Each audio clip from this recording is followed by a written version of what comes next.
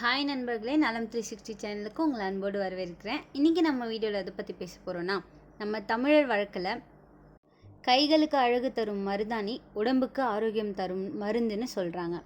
மருதாணி செடி மட்டுமல்ல, அதில் வரும் பூவும் ஒரு அரிய மருத்துவ குணம் கொண்டது.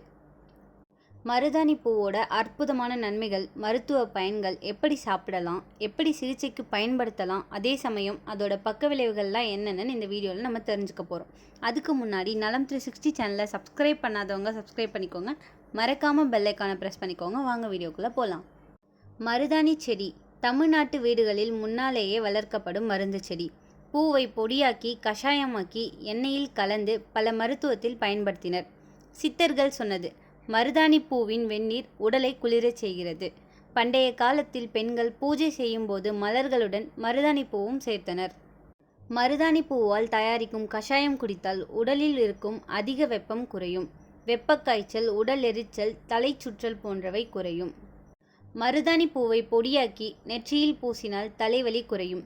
குளிர்ச்சியான தன்மை காரணமாக மைக்ரேன் நோயாளிகளுக்கு இது நிவாரணமாக அமைகிறது. மருதாணி பூ சாறு குடிப்பதால் மாதவிடாய் வலி குறையும்.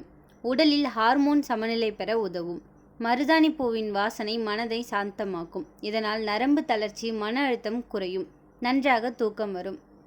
பூவை அரைத்து தோலில் தடவினால் எரிச்சல், சின்ன புண்கள், சிரங்குகள் குறையும். தோல் எரிச்சலுக்கு மருதாணி பூதான் சிறந்த மருந்து என்று சித்தர்கள் குறிப்பிட்டுள்ளனர். மருதாணி பூவின் சாறு சில சொட்டுகள் காது வலிக்கு மருந்தாக பயன்படுத்தப்பட்டது. பூவை தேநீரில் போட்டு குடித்தால் தொண்டை வலி குறையும். காய்ச்சல் வந்தால் உடலை குளிர்விக்கும் இயற்கை மருந்து மருதாணி பூ. மருதாணி பூ தேநீர் செய்வது எப்படி? பூவை உலர்த்தி பொடியாக்கி குளிர்ந்த நீரில் கலந்து குடிப்பது. பூ, தேங்காய் எண்ணெய் முடி உதிர்வை குறைக்க உதவுகிறது. மருதாணி பூ சாறு, தேன் இரண்டும் இருமலை குறைக்க உதவுகிறது.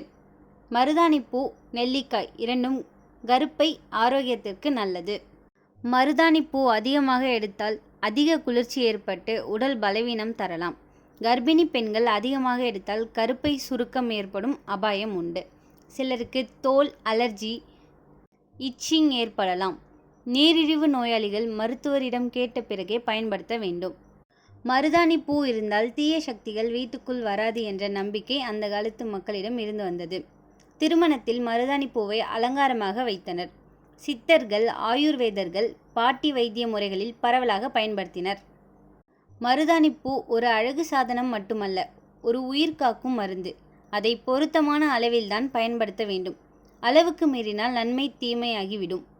பழமொழி சொல்வது போல, மருந்தும் அளவுக்கு, உணவும் அளவுக்கு, அதுவே ஆரோக்கியம் தரும் வழி. பார்வையாளர்கள் மருதாணி பூவை வீட்டிலேயே வைத்து மருத்துவரின் ஆலோசனைப்படி பயன்படுத்தி கொள்ளலாம். இந்த வீடியோ உங்களுக்கு பிடிச்சிருந்துச்சுன்னா லைக் பண்ணுங்கள், ஷேர் பண்ணுங்கள், மறக்காமல் நம்ம சேனலை சப்ஸ்கிரைப் பண்ணுங்கள். பை.